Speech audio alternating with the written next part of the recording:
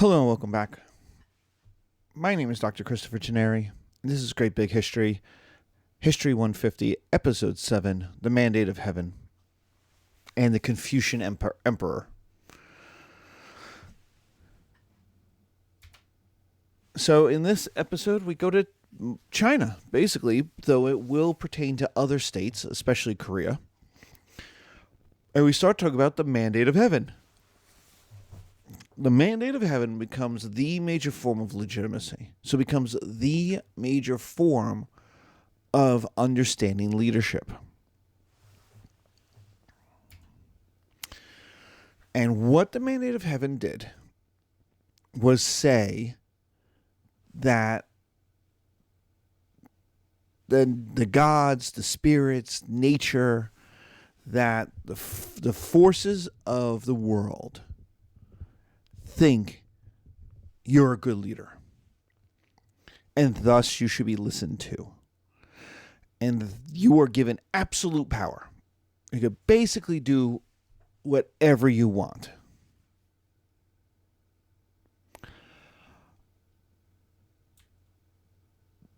But that absolute power has to be used to protect and improve people's lives. So it's actually a huge limitation on the use of power. You say you can do anything, but you really can't do anything, especially the stuff people don't like. So you could do anything as long as the people like it, is a way of thinking about it. So there's a huge limitation on your absolute power. And it's backed up by nature. You could see this in nature. And this is a very old idea. I mean, in China, it's going to go back 3,000 years to around 1000 BC. But in Europe, this is tied as well. We had the same thing. We kind of had the same thing with the way conservatives talked about Joe Biden.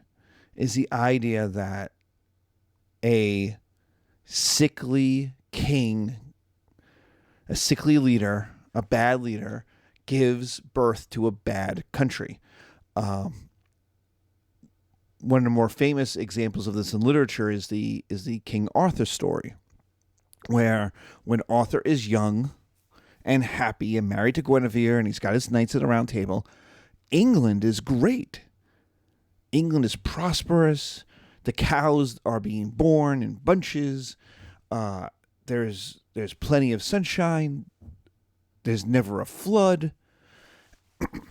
And so things are great. But after Arthur finds out that his wife and his best friend were having an affair, that Guinevere and Lancelot were having an affair, he takes to bed. He's in a deep, dark depression. He doesn't eat. He loses weight. And as he does that, all of England begins to kind of fall apart. Winter is worse. The snows are heavier. Cows are being born sickly. Pigs are dying in their youth. That you could see the health of the system through the health of the leader. You could also see it in the way that that the government responds to natural disasters, plagues, hurricanes, cyclones, drought, famine. That a good government responds to these things. And we again have an American example of this. We see this with the loss of legitimacy for Republicans after Katrina, after the Great Recession gets started in 2007. We saw it with President Trump and the 2020 election for COVID, that the people who had in the middle that had supported him in 2016 voted for Joe Biden in 2020. And there's a big shift. And a lot of that had to do with the chaotic response to COVID. So what the mandate of heaven says is that you could see, if you've got it, in how the world is working. If there's chaos, disease, invasion, and the government isn't able to serve people, especially people in trouble, then you have a right to revolt and put on a new dynasty. And the people have a right to revolt. The nobility has a right to revolt.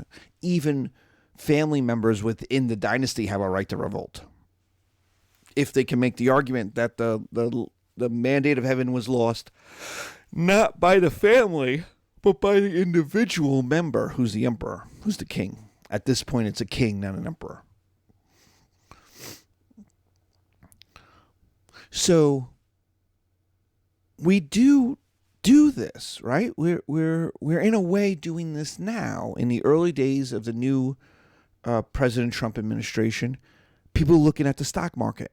Every time President Trump puts a new tariff on Canada or Mexico or a new country, we all look at the stock market and go, is it going up or going down? And when it goes down, people start to say, see, this is bad. We're losing money. So instead of it being nature and like a drought or a plague, it's the stock market. Or the economy. Are we in recession or not? So people look to nature and look for stability. They don't want chaos. So the mandate of heaven is a mandate for stability.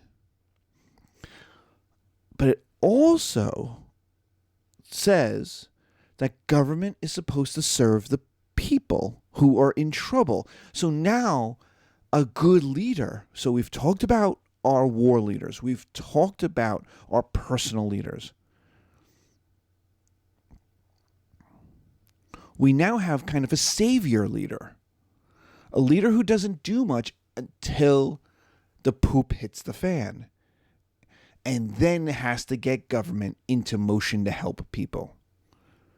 If government cannot help people in trouble, government loses its legitimacy. And the 21st century in the United States has kind of seen this. Americans vote for Democrats when things are bad. And then when things are good, the economy's up, they vote, things are stable, they vote for Republicans. So in 2000, it barely went through the Electoral College to George W. Bush, a Republican. But it was a very good economy. Things were stable.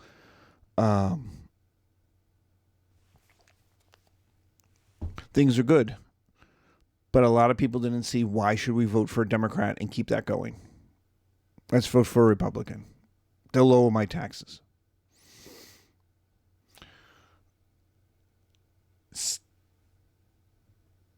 Two elections later, we had Katrina, which showed that George W. Bush's federal government could not respond to a hurricane, to the flooding of a city. And then the Great Recession was starting, and the major financial institutions were blowing up. Banks were basically insolvent because of their bad bets.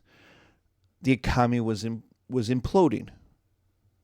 The world economy was imploding. And so that led to a loss of legitimacy. Everyone who had a D in front of their name in 2008 won. Republicans got wiped out. So this loss of mandate justifies changing the government, a revolution, a breakup, the warring states where different groups fight, different revolutionary groups then fight against each other. But there's also the idea that China must be unified. This is not Europe. This is not India, where lots of little individual states go their own way. There is the idea that China should always come back together. Now, part of this is geographic, and we're not talking about geography of China here, but there's two big rivers, the Yellow in the north and the Yangtze in the south. And China starts basically like Mesopotamia between them. And then it goes to the other side of the bank of each river, and then goes north and south. So there's always these two rivers combining the core of what is China. So you're allowed to revolt against the leader. You're allowed to kind of do your own thing if you think it's best, if you could get the people's support. But ultimately, the goal is always to never be independent for very long, is to reunify China and have one leader. Again, back to stability. All right, so let's talk about the history of the Mandate of Heaven. It's not created by the leaders. It's created by revolutionaries who overthrew the leader. It's created by the Zhou revolutionaries to justify first their rebellion. They said the king of the Shang has lost his mandate. We are allowed to rebel against him. We're not bad guys. We're not traitors. So that's one. It justifies their own rebellion, which you could look at and go, that's bad. You're a traitor. And then two, it had to justify their victory. How did they win?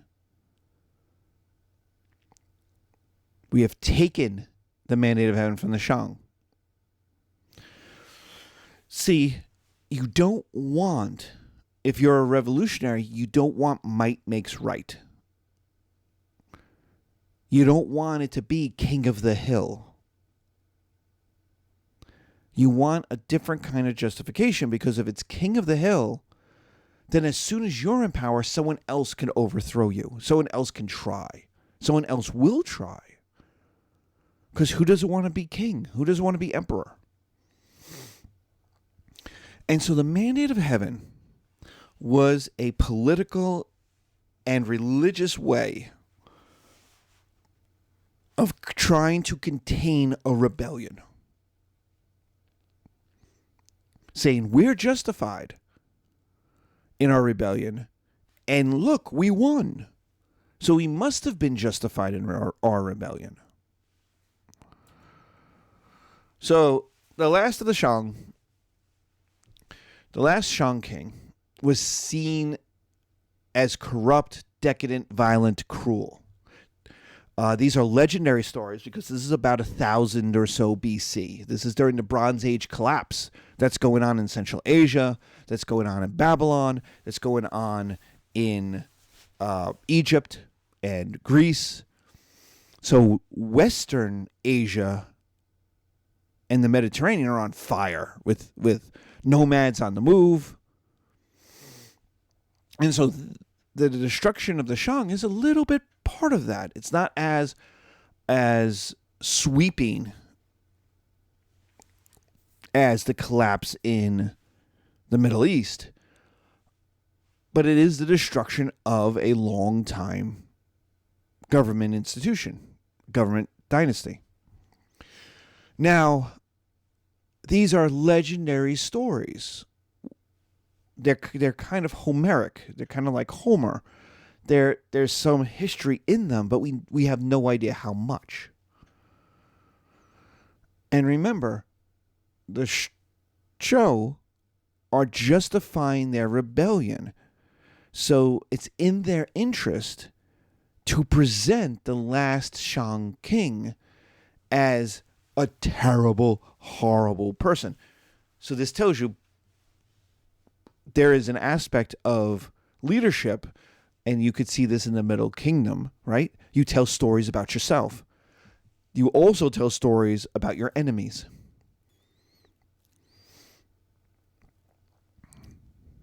What seems to have been is a succession crisis. That this guy was not a nice guy to start with. I mean, he was able, he was good, especially as a young man.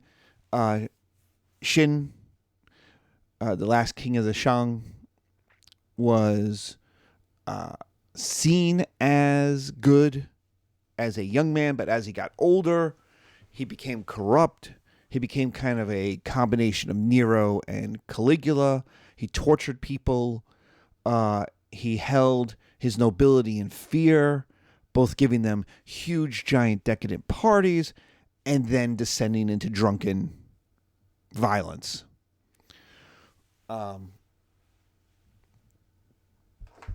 The idea was this was chaos. What seems to happen is that the last king of the Shang had a younger son who is half of another family who wanted power. And it was a succession crisis. It was who was going to come next. Which of the sons was going to come next?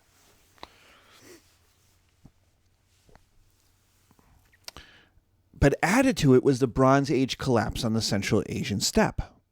So the nomads are on the move. There's probably climate change, meaning there's the whole reason that nomads would be on the move in Central Asia is the climate has changed. Something has happened that has made food harder to make. And so things are chaotic. And so the Zhou and their nomadic allies attack the Shang.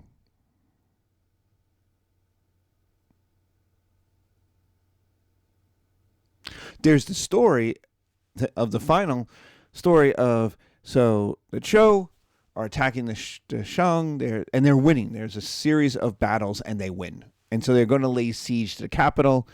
And Xin, when all was lost, his city is besieged and it's going to fall. There's a legendary story that he put all of his money into a throne room and lit it all on fire. Like, if I'm taking my money with me and you can't have it. The closest thing I've got to this, there is a story about the last Assyrian king doing something similar, but the most famous version of this is Denethor from Lord of the Rings. That Minas Tirith is besieged by the orcs and the dragons and evil, the forces of Mordor, and he has been so corrupted, he sees these visions of everything being destroyed, and so he lights himself on fire as well. The idea being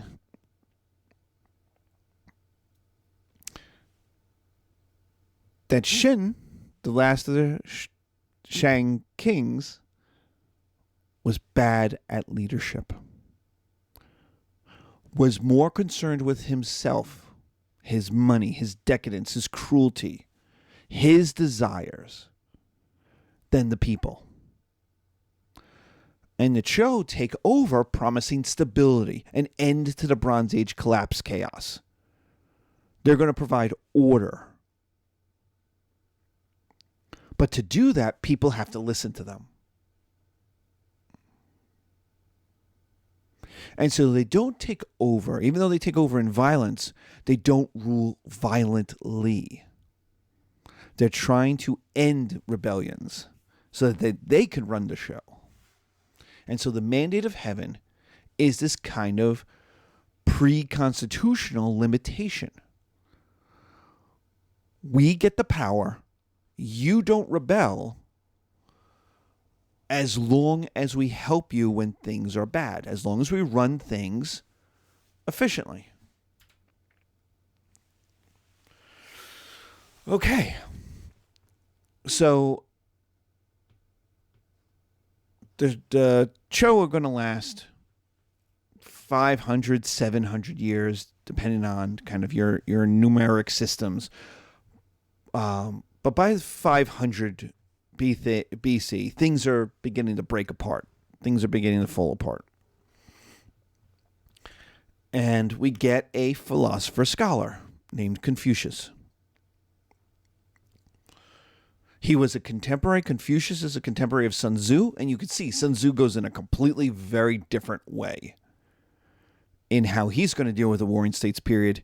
He's going to be an advisor. He's going to be a guy who tells generals how to be generals. How he's going to tell leaders how to win at war. And the interesting thing about how to win at war is to play chess, is to not risk, to do everything you can before the battle. If you're fighting a battle, you've probably already lost. That's Sun Tzu.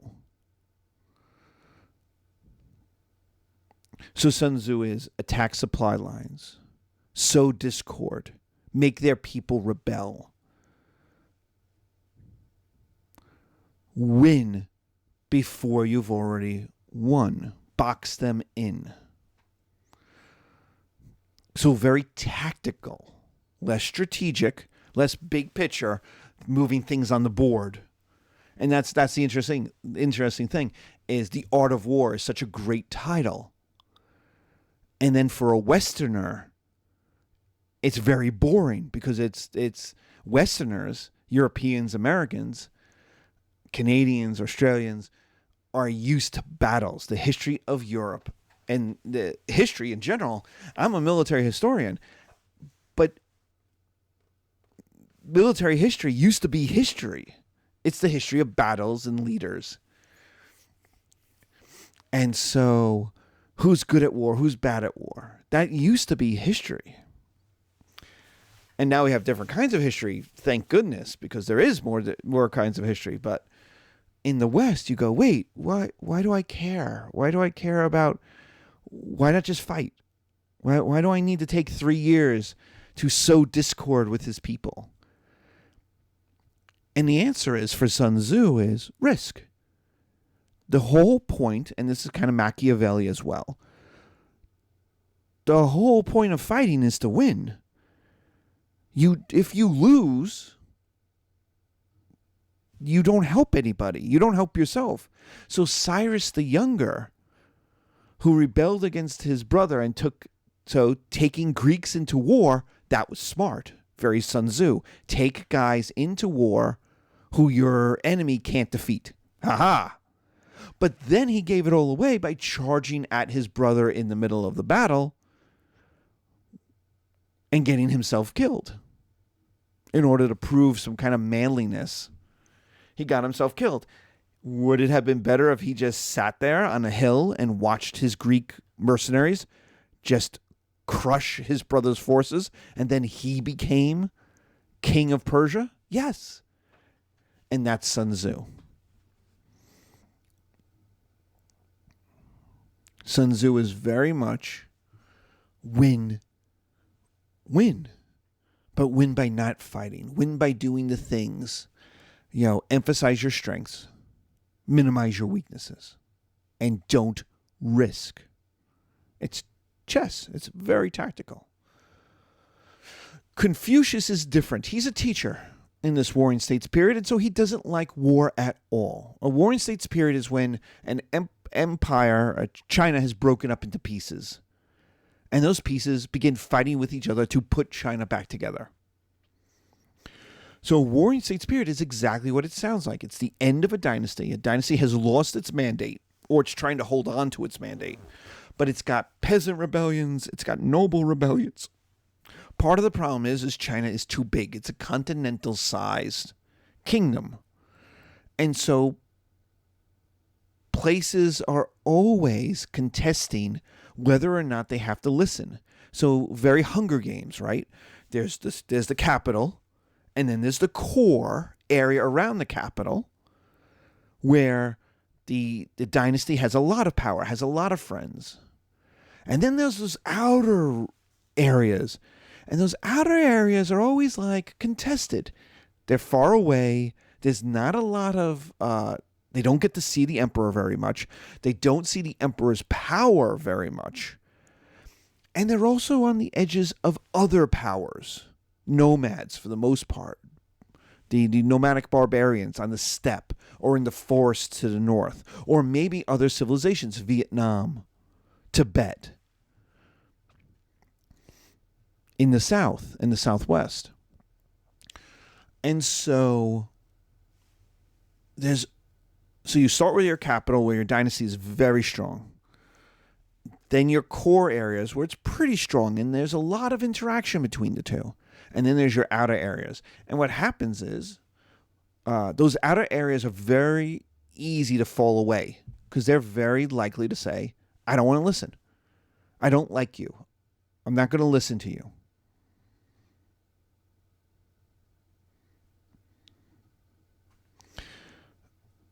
And so you end up with things falling apart. But then there's also the contravening feeling that China should be one. So these warring states fight to put it back together. He dislikes violence and destruction, which makes sense. He's a teacher. And schools are used in war to be hospitals. They're used to store supplies. They're used as barracks for soldiers to sleep in. They're not used as schools in war.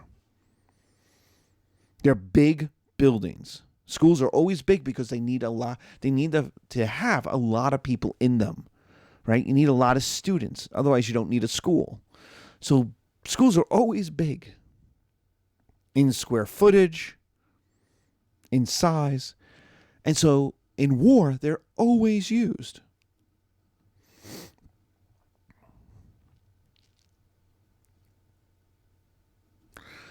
So he dislikes this. No one's learning. The Chinese are killing each other. And so he writes on ethics and social responsibility. And his big theory, he's trying to end war, which is interesting. And so he has a theory of leadership that's going to connect everybody. He's not Machiavelli, who just has a theory of leadership for the duke, for the leader, for the prince. Confucius ties everybody together, that your position, who you are, equals your responsibilities and your obligations.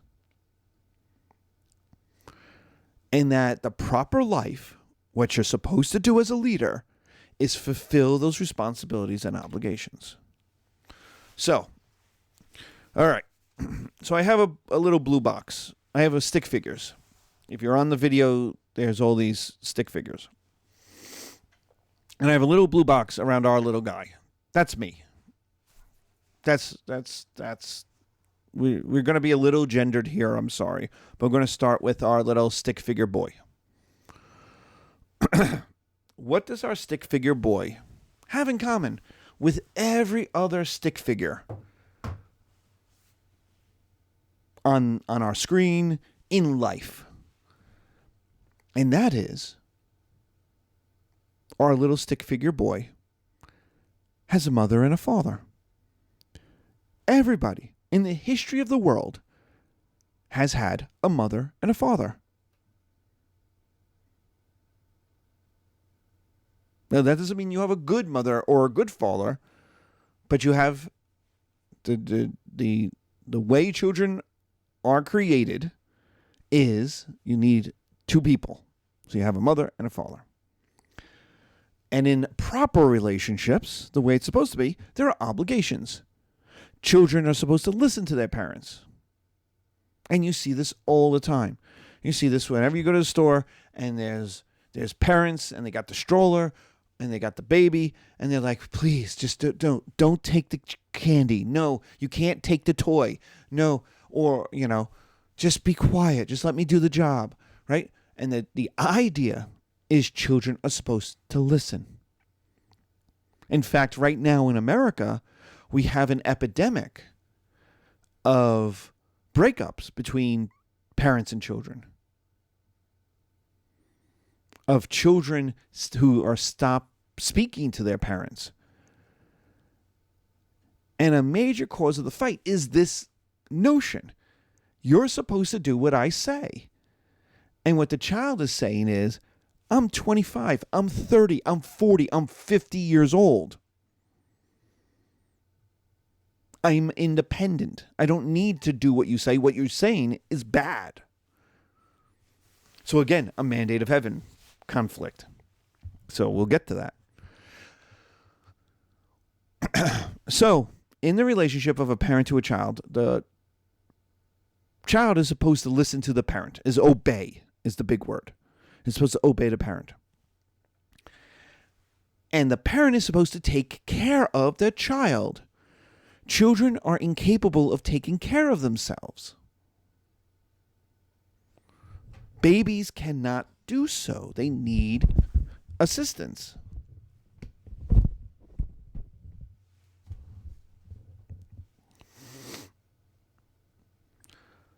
Young children are unable. They need assistance. And so parents are supposed to take care of children. Children obey parents. Great.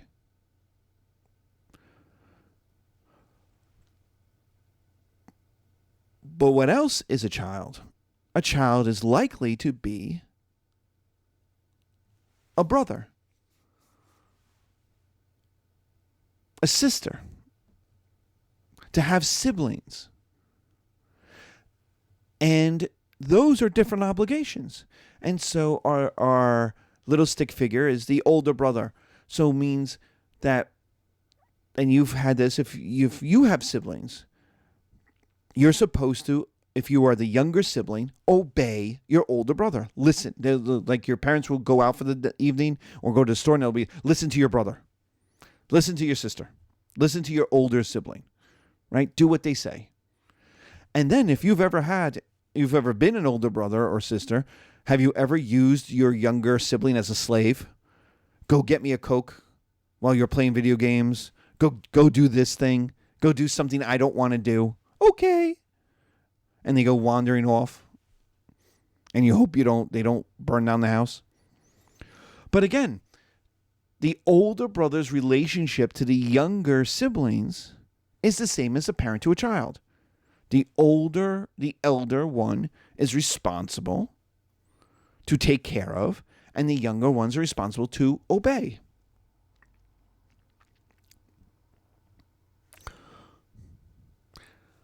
What then happens is our stick figure enters their 20s and gets married, and is now a husband.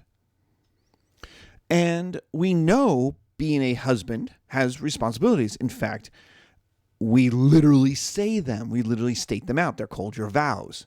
I promise to do X, Y, and Z.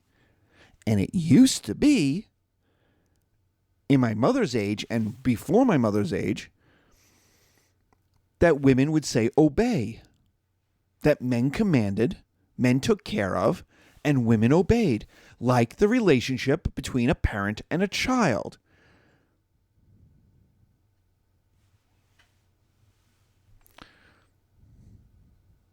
We'll talk about that in a little bit. But there's a clear love, cherish, honor, and then there was obey for women. But now you've got a new set of responsibilities, and they may mirror the parent-child responsibilities, but it's a new set of responsibilities as a husband. But now your wife brings with her all of her family. She has parents. She has siblings. And their siblings have husbands and wives. So do you have responsibilities to your mother-in-law? Of course you do. Your mother-in-law needs to be taken to the store so she could get eggs and groceries, and you're the only one around. You're supposed to help her. That's what you're supposed to do. Obey. Do you have responsibilities to your wife's sister's wife? We're going to be progressive here. Your wife's sister's wife. Of course you do. Why? Well, it has nothing to do with the fact that your wife's sister's a lesbian, is gay. It has nothing to do with it. It doesn't matter what you think about it. It doesn't matter your opinion on it. If you like your wife's sister or your wife's sister's wife, or even if you don't like your wife, it doesn't matter. If you get a call at 2:32 in the afternoon and you're home and you get a call from Lisa, "Hi, it's Lisa. You know, your wife's sister's wife? I'm stuck with a flat tire, and it's raining, and it's pouring, and I don't know what to do, and I see you're like 3 blocks away. Can you help me?" If you say, "Sorry, Lisa, I don't know who you are, and I don't approve of your lifestyle," and hang up, do you know what you're going to get in 5 minutes? You know what's going to happen within 5 minutes? You're going to get a call from your wife, who is, "This is my sister's wife. Can you go help her?" And you say, "Honey, we have talked about this. You have to obey me. You said it in your vows from pre-1965, and I don't approve of their lifestyle. And you hang up. Do you know what's going to happen in the next 5 minutes? You're going to get a call from your mom. And your mom is going to say, "No, son of mine, I did not raise you to leave a helpless woman by herself on the side of the road. No son of mine would do such a thing. Now go and help that girl." And you say, "But Mom, I don't approve." I don't care. I did not raise you like that. You're my son. Go do it. And what are you going to say? What are you going to say? You're going to say, as a good Confucian son, "Okay, Mom." Because you have been taught all your life to listen, to do what they say, to obey. So notice, your personal feelings don't matter. It is your role. You are married to a woman's who has a sister, so there's obligations between those two, and the sister has a wife, which ties her to you through the wife and through your wife, through the sister and your wife. Done. You're a brother-in-law. That's it. You have obligations and responsibilities, and it's different than as a husband. It's different as a son. It's a different responsibility than these other things. But there's still responsibilities. And then finally, there's the children, the next generation. So all these people are going to have children. And you will find, when you have children, or if you already have children, this weird moment where you are simultaneously somebody's son or daughter, and you have to listen, you are supposed to listen to your parents, but you are also the parent of a child, and you are responsible for telling them what to do. And what will happen is you'll be at a party, you'll be at a Christmas, you'll be at something, and you'll say, "It's time for my child to go to sleep." And your parent will say, "It's not that late. Let them stay up. Here, let's give them lots of sugar. Let's give them more treats."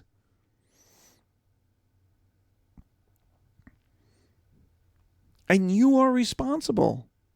You have to say, "No, no, Dad." But your dad is going to say, "But I told you. It's my house. You're my son." And you're like, "Yes, but I have to do what's best for my son. Thanks, Dad." And the kid is, of course, being like, "No, let me have sugar. Monster Energy drinks are fun." You're like, "No. They have to go to bed. They have to calm down."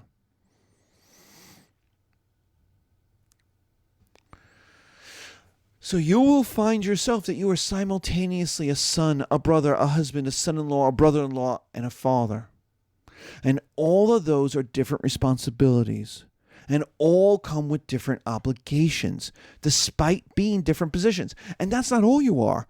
You're a worker. You're an employee. You're a citizen. You may be an entrepreneur. You may be a boss. You may be all kinds of things. In your life, you have a lot. You're a friend. You may be head of a committee, or in charge of a club, or a coach of a team. All of these things are different responsibilities. And the idea, the genius of this, the genius of Confucius, is he doesn't invent anything. I have not told you one thing that's new, that you don't already feel, that you don't already live. And what Confucius then does is connect those people into ever bigger concentric circles, so that you have the family, two people join, you have a family, And then that family marries into another family. And if a bunch of families marry together, you have a town or a village. And then if you put a bunch of villages together, you get a town. And if you get a bunch of towns together, you get a city. And if you now have a city, a couple of cities together, you get a province. And you get a couple of provinces together, you get China. And so what it does is connect everyone from the king, from the emperor, all the way down to the lowest peasant through a system of obligations. The emperor is like a father.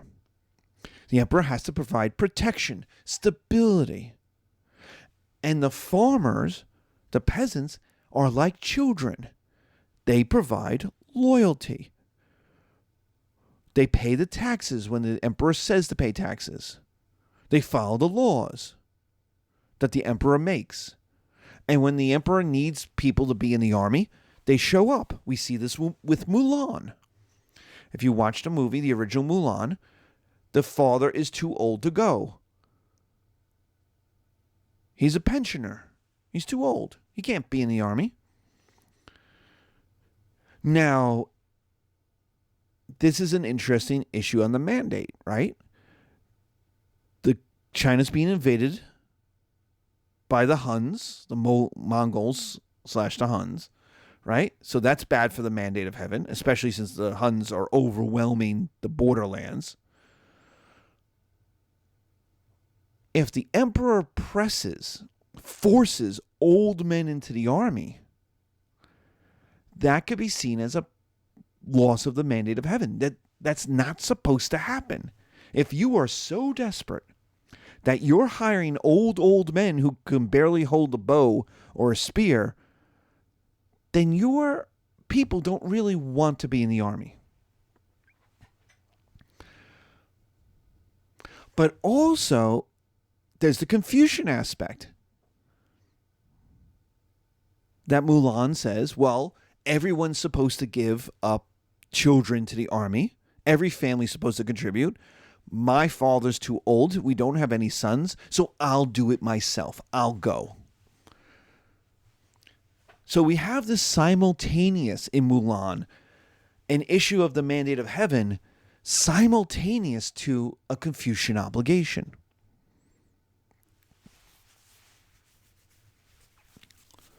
So we have a crisis in the mandate of heaven combined with Mulan's Confucian feelings of obligation. The emperor has asked somebody to show up. I will be the one. Usually it's supposed to be boys, but we don't have a boy, so I will go. And so the emperor is supposed to provide protection and stability. Notice the same thing as the mandate of heaven. And the farmer is to act like children and provide loyalty, to do what the emperor says. Governments love this. Kings are going to love Confucianism. It starts being used by the Han dynasty after they rebel against the Qin, the first emperors. But it's a conservative philosophy.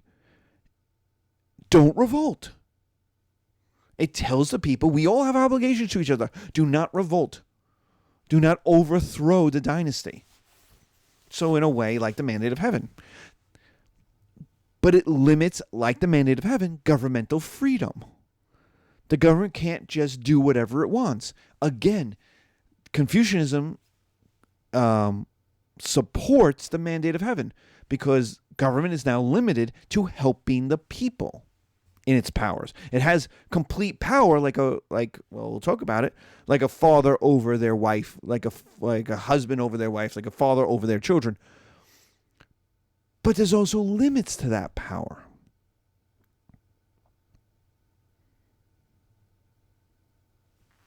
If you can't beat your kids because you want to. We see this in American families with spankings, right? You're teaching them to not do bad things. Now, people who are anti-spanking will say, no, you're teaching them the violence and might makes right. And there's a point to that. I don't know. I am not a child psychologist, so I don't know. But the idea is there's a difference in America between spanking and abuse.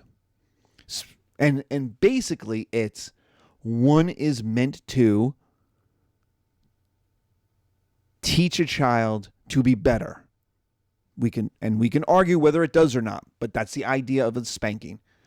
But abuse is just hurting the child, is using power to hurt the child.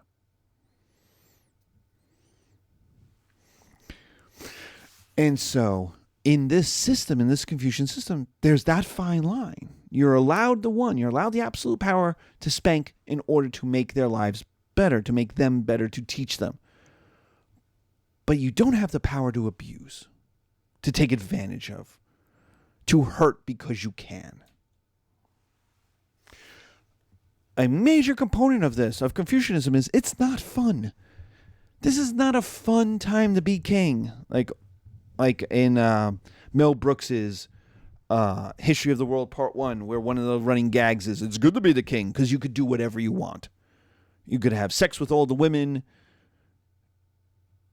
You could cheat at all the games. You have all the money. It's good to be the king because you get to be selfish. That's not this. This is not fun. The mandate of heaven and Confucianism are not fun.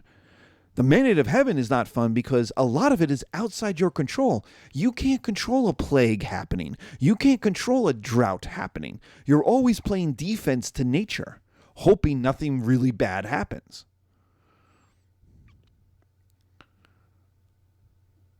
And Confucianism is all about responsibility.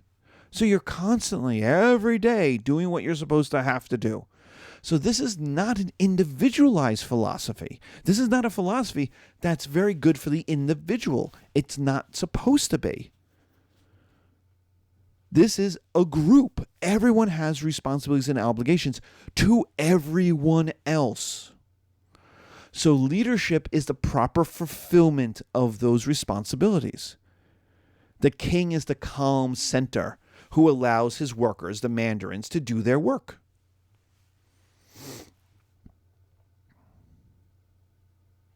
Leadership is also a moral model for inferior people in the hierarchy. So the higher up you are in the hierarchy, and there's always hierarchies, right? There's the father of the family. There's the mayor of the town. There's the governor of the province. There's the emperor of China. And so each one is supposed to model the correct behavior to the people underneath them. So the emperor is the father to governors, town leaders, family elders, and the governors are supposed to be a moral model for the town leaders, the family elders, for the children. And this hierarchy, this pyramid of people, everyone higher up in that pyramid is supposed to be leadership is a model for how the people below are supposed to behave. So again, limitations on one's ability to do things. And third, the goal is social harmony of the family equals harmony of the village, which equals harmony of the kingdom. So the idea is everyone is supposed to fulfill their obligations. And if you have good families, you'll have good villages. If you have good villages, you'll have a good kingdom. So again, China is about stability. Leadership is about stability, not chaos, not individualized success, not might makes right, not to the winner goes the spoils. It's stability. This is very popular with East Asian governments. It limits the idea of the right of rebellion to basically tyranny. The mandate of heaven's right of rebellion maintains, and you'll see if you look at Chinese or Japanese or Tibetan or Vietnamese history, lots of rebellions. People rebel, nobles rebel, family members rebel. But the idea is you're not supposed to rebel when things are good or for your selfish reasons. It's a response to tyranny. You see this, and we're going to talk about this when we get to the Enlightenment, all throughout the Declaration of Independence, that the founding fathers of the United States, when they wrote the Declaration of Independence, were very clear to say, we're not doing this willy-nilly. We're not doing this just because we want to. We're doing this in response to tyranny.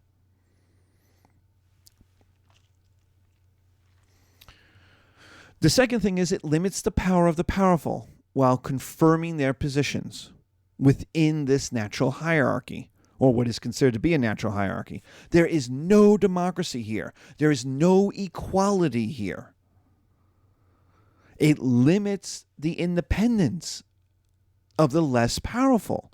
It limits their voices. It limits their social power. It limits their abilities to do things. That's why Mulan is Mulan. She does, like the song Be a Man is a great song. Because the general, the officer is like, I expected a men to show up, and none of you are men. Even the males are not men. And, because we know, what he doesn't know is that Mulan is actually a woman pretending to be a man, that it's also a song to her to be better. But there's no democracy here. It limits the independence, the power, the horizons of women, children, farmers, workers, anybody who's lesser in power is supposed to be okay with being lesser in power and stay lesser in power. Now, male children can move up, but female children can't. Male children can become the inheritor of the farm, a husband, a father. They could become these things that gain them power. They become mayor of the town, and then an elder. The women really can't. The women are limited to being wives and mothers, daughters, wives, and mothers. Poor workers are not supposed to rebel, or not supposed to ask for better conditions, more money, strike. They're supposed to accept their position as lesser.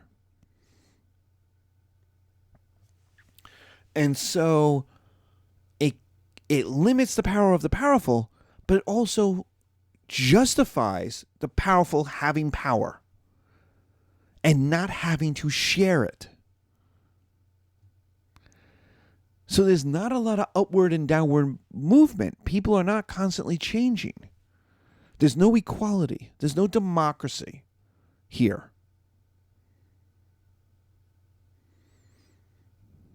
So, all right.